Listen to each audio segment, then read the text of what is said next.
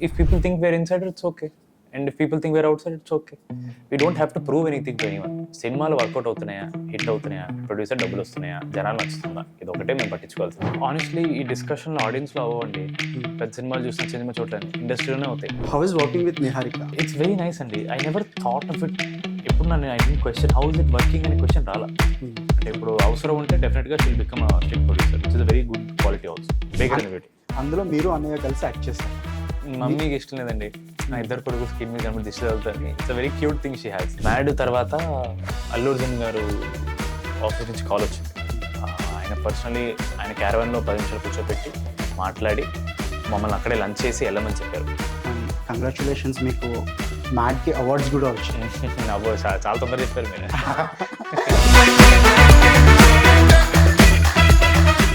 Hi Sangeeth. Hi bro. All set for Rakasa. అన్నయ్య కొట్టాడు couple ఫ్రెండ్లీతో, immediate గా తమ్ముడు వస్తున్నాడు. హౌస్ జోష్ ఇంట్లో? జోష్ బాగుంది బ్రో, చాలా బాగుంది. వాడి సక్సెస్ఫుల్ ఎంజాయ్ చేసే ముందే మ్యారేజ్ స్టార్ట్ అవడం వల్ల నేను ఇమీడియట్గా ప్రమోషన్స్కి వచ్చాను. సో ఇది కూడా హిట్ కొట్టేస్తే కలిపి సెలబ్రేట్ చేసుకోవచ్చు. ఆల్రెడీ సెలబ్రేషన్స్ జరుగుతుంటుంది. నేను లేనప్పుడు నేను దీని ప్రమోషన్స్కి వచ్చా కదా. Okay okay. అండ్ రాకాసా ఎలా స్టార్ట్ అయింది? ఫస్ట్ మానస గారు నార్మల్గా ఒక ఓటీటీకి ఏదో రాసుకున్న కథ నాకు మామూలుగా షేర్ చేసుకుంటే ఇమీడియట్లీ నాకు కనెక్ట్ అయ్యి ఐ జంప్డ్ ఆన్ ఇట్. లేదని నాకు చాలా నచ్చింది, మనం చేద్దామండి. I immediately jumped on it. Then she start developing it. And అదే చాలా డిస్కషన్స్ అయ్యాయి and lot of story settings అయ్యాయి. And then when we were ready she went to Niharika గారు, ఇలా సో అండ్ సో కథ ఉందండి and Sangeeth is interested. And then immediately she heard the story and Niharika గారు immediately jumped on the story అనమాట. First వేరే కథ ఏదో చెప్పి తర్వాత ఈ లైన్ చెప్పిన తర్వాత బాగుంది అని మీరు చేస్తాను. యా ఫస్ట్ ఈ కథ 2-3 కథలు 4-5 కథలు ఆవిడ చెప్తానే ఉంటారు నా కథలు. నాకు అవేవి అంత కనెక్ట్ అవ్వాల, ఇది కొంచెం ఎక్కువ కనెక్ట్ అయింది. అండ్ ఇది నాకు అనుకొని చెప్పలేదు, అందుకే ప్రాబ్లం నాకు కనెక్ట్ అయింది. So immediately I jumped on it and I took it over. Mad square 2 సినిమాలతో థియేటర్లో సక్సెస్ కొట్టారు. ఆ 2 సినిమాల్లో ఇంకొక ఇద్దరున్న మీది ఎక్కువ హైలైట్ అయింది. క్యారెక్టర్ అండ్ కామెడీ ఇది అవ్వచ్చు. ఫస్ట్ టైం ఒక సోలో హీరోగా ఈ సినిమాతో వస్తున్నారు. కథ విన్నప్పుడు కానీ సినిమా చేసేటప్పుడు కానీ ఈజ్ దర్ ఎనీ ప్రెజర్ ఉందా? దేనికండి? అంటే ఒక కథ చేస్తున్నాము, ఇట్స్ మీ షోల్డర్ మీద ఉంటుంది. కథ ఉంది కదండి, ఇంకెందుకు? కథ ఉంటే నా షోల్డర్ మీద ఏంటి, డైరెక్టర్ షోల్డర్ మీద కథ ఉండాలి ఫస్ట్. లేదండి ఐ డోంట్, నాకు మీరు ఇప్పుడు చెప్తే నాకు గుర్తొచ్చింది కానీ నేను మూడు హీరోల నుంచి వచ్చాను సోలో, ఇప్పుడు అలా ఏం నేను I don't think like that. Okay, కథ ఉందా ఫస్ట్, కథ స్ట్రాంగ్ ఉందా, ఆడియన్స్ నచ్చుతుందా అని అనిపిస్తుందా, అదే ఇంపార్టెంట్. అంటే మీ కథ వినే ప్రాసెస్ ఎలా ఉంటుంది? ఒక కథ విన్నప్పుడు మీ ప్రీవియస్ 2 సినిమాల్లో కూడా మేజర్గా కామెడీ హైలైట్ అయింది. సో ఈ సినిమా ఒక కథ ఏదైనా వచ్చేటప్పుడు జోనర్ షిఫ్ట్ చేయాలి, నేను ఆ 2 సినిమా జోనర్లో ఉండకూడదు అనుకునే ఒక కాన్షియస్ డెసిషన్తో విన్నారా, లేకపోతే వాట్ ఎవర్ ద స్క్రిప్ట్స్ వచ్చి? నేను కథగానే వింటానండి. ఐ డోంట్ ఇలాంటి కథ చేద్దామని నేను వెతుకుంటాను. నాకు వచ్చిన కథలో నాకు నచ్చిందా లేదా, నాకు ఏం నచ్చింది, ఇంకా ఏం బెటర్ ఉండొచ్చు, ఇది ఒకటే చూసుకుంటాను నేను. ఎవ్రీ ఫిల్మ్తో కొత్తగా ఏమన్నా ఎక్స్ట్రా ఇవ్వాలి అనే కాన్షియస్ ఎఫర్ట్ ఉంటుంది. I want to add something else. ప్రతిసారి not just comedy, I add layer of fantasy. ఈసారి నెక్స్ట్ కథలో I add layer of love story or little more family touch, family drama కానీ. I want to add every ఫిల్మ్తో I add something else. As an actor Sangeeth potential ఏంటి అంటే ఏం చెప్తారు? సినిమాలు చూపిస్తే బెటర్ అండి. నేను చెప్తే వేస్ట్, చెప్తే ఏదో డబ్బా కొట్టుకున్నట్టు ఉంటుంది. నేను వర్క్ వచ్చి ఆడియన్స్ చూసి వాళ్ళు నచ్చితే అప్పుడు నేను చెప్పగలను. Now telling is no point of telling. There is boy next door Sandeep, boy next door Santosh. ఆ తర్వాత సంగీత్ దగ్గరకు వచ్చేటప్పటికి హీస్ మోర్ ఇంటూ ఎనర్జీ అనిపించింది నాకు. నాకు వచ్చే క్యారెక్టర్స్ అలా వచ్చాయి.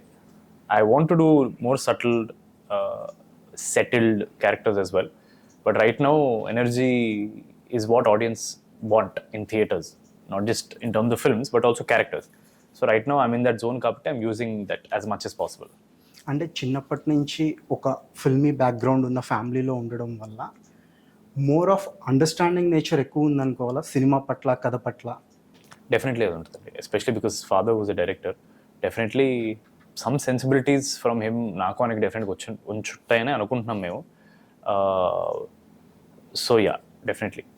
అంటే నాన్నగారితో మీ కన్వర్జేషన్స్ కానీ అప్పుడు? అసలు చాలా చిన్నపిల్లలు అదే ఏం గుర్తులేదు. When you are very young very young, very young. I mean I remember him, I remember memories, but అంత సినిమా గురించి కథల గురించి మాట్లాడే అంత ఏజ్ కూడా కాదు నాది అప్పట్లో. సో చిన్నపిల్లడు వెరీ మరీ చిన్నపిల్లని కదండి. సో అమ్మగారితో ఉండేవా తర్వాత సినిమా గురించా? సినిమా గురించి కానీ? యా, అది ఇప్పటికీ ఉంటాయి. యా, జనరలీ నేను చూసే సినిమాల గురించి ఉంటాయి కాన్వర్సేషన్ అంతే. మీరు చేసే కథల గురించి చెప్పను అసలు. ఇంట్లో అన్నయ్యతో కానీ అమ్మతో కానీ షేర్ చేసుకోండి. లేదండి, I wanted to be purely my decision. Okay. And నాకెంత వచ్చో లేదో తెలుసుకోవాలంటే ఫస్ట్ నేను నా డెసిషన్ నేను తీసుకోవాలి. కథ నచ్చిందే నచ్చలేదు ఇవే చెప్తాను నేను మనకు అంతే.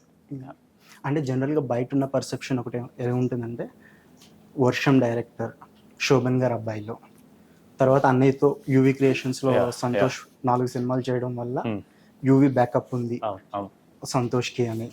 దే ఆర్ ఇన్సైడర్స్, అంటే అవుట్ సైడర్ ఇన్సైడర్ అనే ఒక కన్వర్జేషన్స్ ఎప్పుడు జరుగుతూ ఉంటాయి.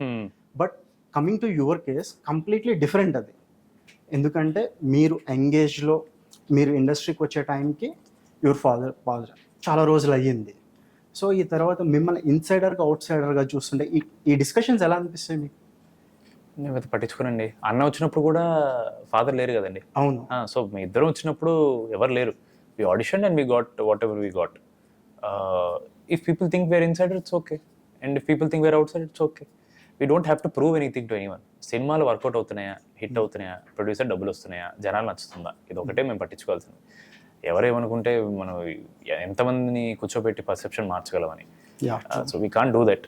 All we can do is do good films and maybe it will change. అంటే సినిమాలు చేసేటప్పుడు లైక్ యూ సెడ్ ప్రొడ్యూసర్కి డబ్బులు వస్తున్నాయా, కథ బాగుందా, ఇది ఉంది. యాజ్ అన్ యాక్టర్ ఇది వర్కౌట్ అవుతుందా? కొన్ని సినిమాలకి ఏంటంటే క్రిటికల్ అప్లాజ్ వస్తుంది, కమర్షియల్ సక్సెస్ అనేది అవ్వలేదు అని ఉంటుంది. మీరు హీరోగా చేసే సినిమాల విషయంలో what kind of care? Absolutely commercial కేరే ఉండదండి. Intent, hard work and intent కరెక్ట్గా ఉంటే వర్కౌట్ అవుతుందని నమ్మాలి అంతే. మనం మనుషులు మనం అంతే, అంతకంటే ఎక్కువ ఏం చేయలేవు. మనం ఏమి నాలో ఏదో ఇప్పుడు పోయే సినిమాని నేను ఇన్వాల్వ్ అయ్యి కరెక్ట్ చేసి హిట్ చేసేంత అలా ఎవరు చేయలేరు. హిట్ అయ్యే సినిమా హిట్ అవుద్ది, ఫ్లాప్ అయ్యే సినిమా ఫ్లాప్ అవుద్ది. మంచి సినిమా మాత్రం మన చేతిలో ఉంటుంది. Everybody wants to do A hit film. Yeah, మంచి సినిమా మాత్రం మన చేతిలో ఉంటుంది. మంచి సినిమా చేసాం లేదని at the end of the day పడుకునే ముందు మనకు ఫీలింగ్ రావాలి. That is more important. At the same time commerce has to work. People who put their faith and money into the project have to be safe. They should not go into any loss. Distributors should not go into any loss. Exhibitors should not go into any loss. Super. అంటే ఒకప్పుడు pan India cinema culture start అయిన తర్వాత లేదు ఇంకా చిన్న సినిమాలు చూడరు ఎవరు, ఈ డిస్కషన్ నడిచింది కొన్ని రోజులు. బట్ మ్యాడ్ స్క్వేర్ అవ్వచ్చు, కపుల్ ఫ్రెండ్లీ అవ్వచ్చు రీసెంట్లీ, అండ్ లిటిల్ హార్ట్స్ అవ్వచ్చు, some films prove them wrong. ఈ సినిమాలు కూడా చూస్తున్నారు, ఆడియన్స్ వస్తున్నారు, యంగ్ యాక్టర్స్కి మంచి మంచి ఆపర్చునిటీస్ వస్తున్నాయి. ఈ ట్రెండ్ ఎలా చూస్తున్నారు మీరు? ఆనెస్ట్లీ ఈ డిస్కషన్లో ఆడియన్స్లో అవ్వండి. పెద్ద సినిమాలు చూసిన చిన్న సినిమా చోట్లని ఇండస్ట్రీలోనే అవుతాయి. ఓకే, ఇండస్ట్రీలోనే ఈ కాన్వర్సేషన్. ఆడియన్స్ ఎప్పుడో చూడాలి. Audience for always supportive of every cinema. వాళ్ళకి సినిమా చిన్న పెద్ద అంటే ఓన్లీ బడ్జెట్ వైజ్ ఉంటుంది అంతే. వాళ్ళ ఇంటెంట్లో, వాళ్ళ కథలో, వాళ్ళ హార్డ్ వర్క్లో చిన్న పెద్ద ఉండదు కదా. ఆడియన్స్లో అయితే ఎప్పుడు పెద్ద సినిమాలు వచ్చాక చిన్న సినిమాలు చూడట్లేదు అనే కాన్వర్సేషన్ అయితే రాలేదు నాకు తెలిసినంత. ఇండస్ట్రీలో వస్తుంది. Because it is a commerce business. అన్ని కోణాలు చూసుకుని ముందుకెళ్ళాలి కాబట్టి ఆ డిస్కషన్ జరుగుతాయి. But I don't think anybody ఇలా చిన్న సినిమాలు ప్రస్తుతం వర్కౌట్ అవ్వట్లేని టాపిక్ రాదు. ఎలా వర్కౌట్ చేయాలి అనే టాపిక్లు వస్తున్నాయి అంతే. అంటే ఎలా వర్కౌట్ చేయాలి అనేది. ఇంకొకటి ఎక్స్టెండెడ్ ఏంటంటే, ఒకప్పుడు సినిమాల్లో మనం చూస్తే కామెడీ ట్రాక్ సపరేట్ రాసేవాళ్ళు. అవును. ఇప్పుడు హీరోలు కామెడీ, అంటే దాన్ని హీరోలు కామెడీ చేయడం తప్పు అని అనట్లేదు, హీరోలు కూడా నవ్విస్తున్నారు. అండ్ యంగ్ యాక్టర్స్కి ఆ ట్రెండ్ అయితే రైటింగ్ పరంగా మారింది అనుకోవాలి. అంటే మెయిన్ ప్రాబ్లం ఏంటంటే, ఒకప్పుడు జనాలకి పేషెన్స్ ఎక్కువ ఉండేది. అందుకని డిఫరెంట్ ఒక కథలో కామెడీ ట్రాక్ సెపరేట్గా, లవ్ ట్రాక్ సెపరేట్గా, కథలో ఆర్గానిక్గా కూర్చోపోయినా జనాలు చూసేవాళ్ళు. ఆ ట్రెండ్ మారుతుంటుంది. ఎవ్రీ జనరేషన్కి ఒకసారి ఎవ్రీథింగ్ విల్ చేంజ్ వన్స్. ఒక వేవ్ వచ్చి మారిపోతుంది. జనాలు ఇప్పుడు because they have so much access to world cinema, they are able to understand stories better. They are not ప్రతి సినిమాని ఈజీగా ఒప్పుకోట్లా. They are being very critical, which is good. మనం కూడా we have to make better films, make more relatable films, more audience appreciate చేసే films చేయాలి. We can't keep same exhausted formulas we can't follow. So right now ఇప్పుడు clearly ఒక scene కథలో కూర్చోట్లేదు, ఒక comedy scene అంటే వెంటనే ఇది వేస్ట్, ఇది వర్కౌట్ అవ్వాలి అనేస్తున్నాను. So to make that work organically comedy ఎందులో కూర్చుంటుందో అందులో పెడుతున్నారు, and that's what's working right now for now. True. And ఇప్పుడు చిన్న సినిమాలు కూడా లైక్ అదర్ లాంగ్వేజెస్ నుంచి ఆదరిస్తున్నారు. మనం విత్లో చూసాం, మన సినిమాలు అక్కడ నెక్స్ట్ యూత్ వస్తుంది, యూత్ వస్తుంది. సో అలా మన సినిమాలు కూడా అక్కడ కొన్ని ఆడాయి. సో ఈ రాకాస విషయంలో ఏదైనా అదర్ లాంగ్వేజ్ రిలీజ్ చేద్దామని కానీ? లాంగ్వేజ్ అండి లేదండి, other places where releasing in Telugu it self. Right now I don't think there is any plan producers mind to release in other language. Pink elephant pictures లో working ఎలా ఉంది? అంటే already మీరు చేశారు ఒక చిన్న ఫ్యామిలీ స్టోరీ, అండ్ ఇప్పుడు ఇది చేస్తున్నారు. How is working with Niharika? It's very nice అండి. I never thought of it. ఎప్పుడు నన్ను I didn't question how is it working అనే క్వశ్చన్ రాలా. We just go, we shoot, we come. అంతకంటే ఎక్కువ వి డోంట్ థింక్ ఆల్సో. అంటే ఇది ఒక వర్కింగ్ ఎక్స్పీరియన్స్ అనే థాటే రాదు మాకు, because I have worked with them earlier and I know her for so long now. It never feels like we're working. So కథ బాగుంది and we're just doing it, all of us are doing it together.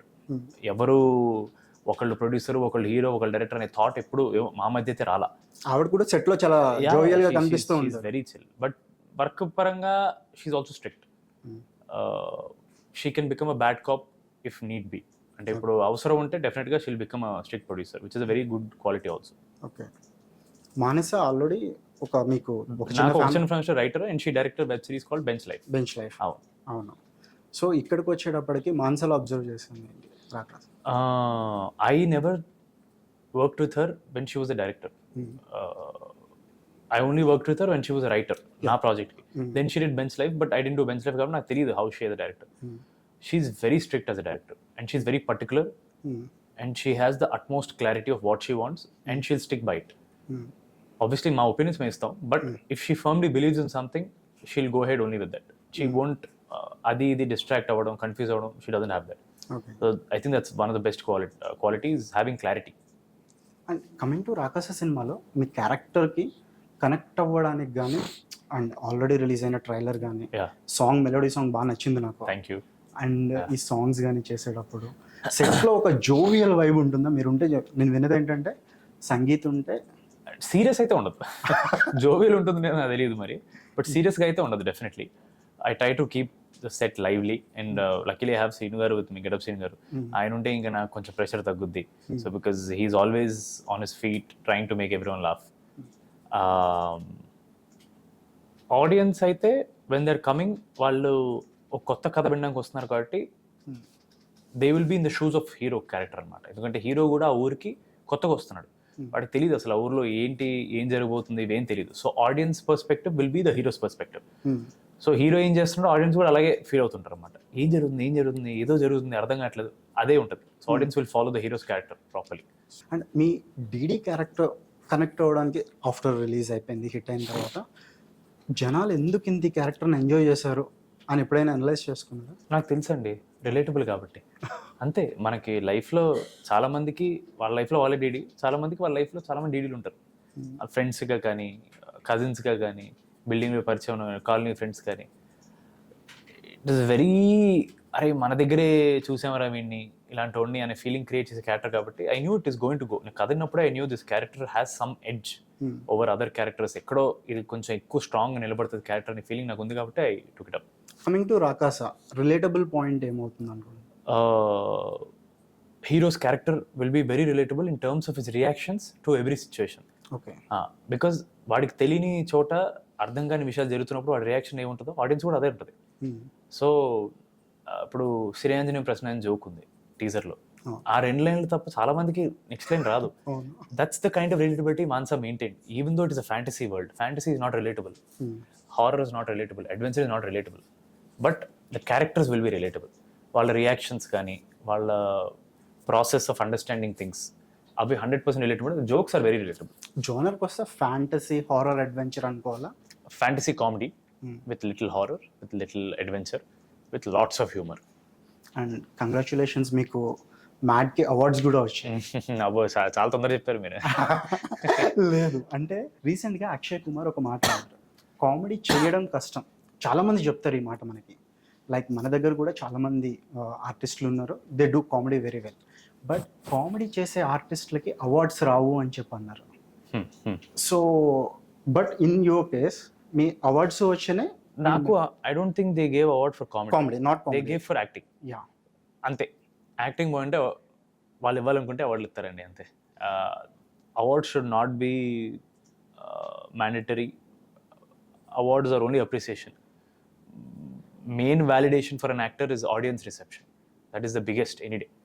Award ఏంటంటే అరే మనం right పాత్లో ఉన్నాం, మనకు కొంచెం Boost, కొంచెం confidence కావాలి, మన మోటివేషన్ కావాలి, మనం చేసే దానికి అప్రిసియేషన్ అనేది ఒకటి వస్తుంటే మనకి హ్యాపీ ఫీల్ అవుద్ది. But that should not be the main target. Audience validation is the biggest thing we need.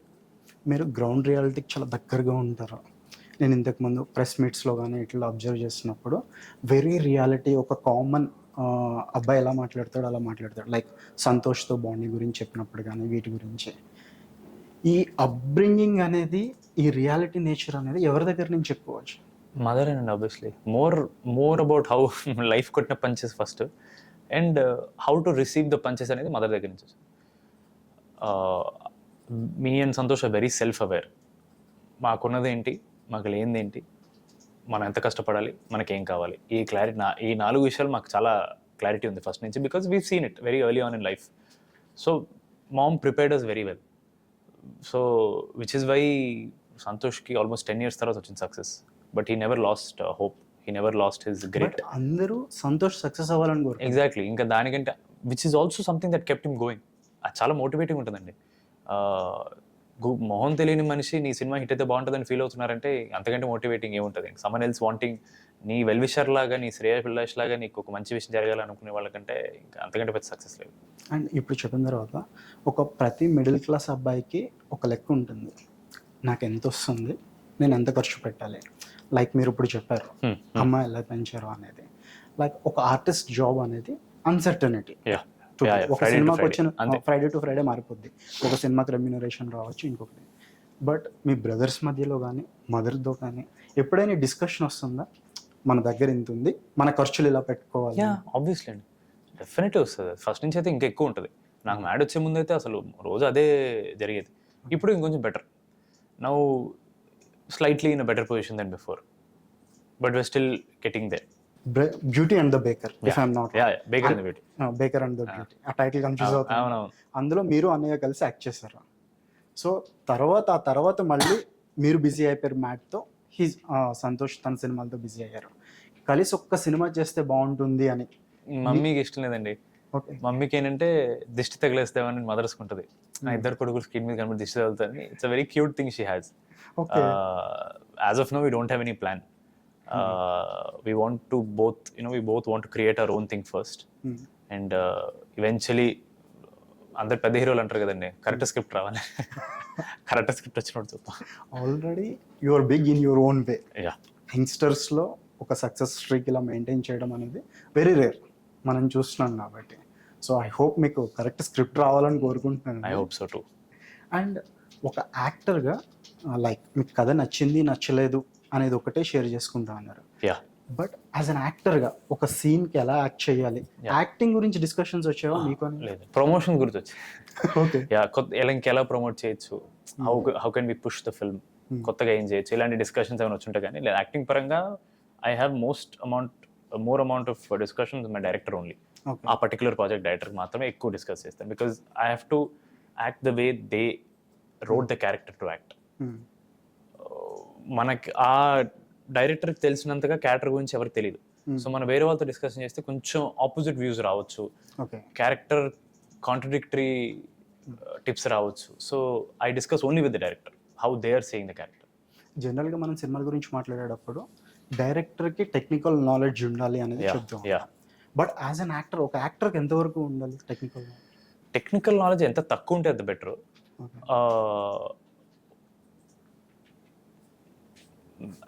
I just believe technically ఎంత తక్కువ నాలెడ్జ్ ఉంటే యాక్టింగ్ మీద అంత ఎక్కువ ఇది ఉంటుందేమో, ఎక్కువ అండర్స్టాండింగ్ ఉంటుంది. But definitely you need to have basic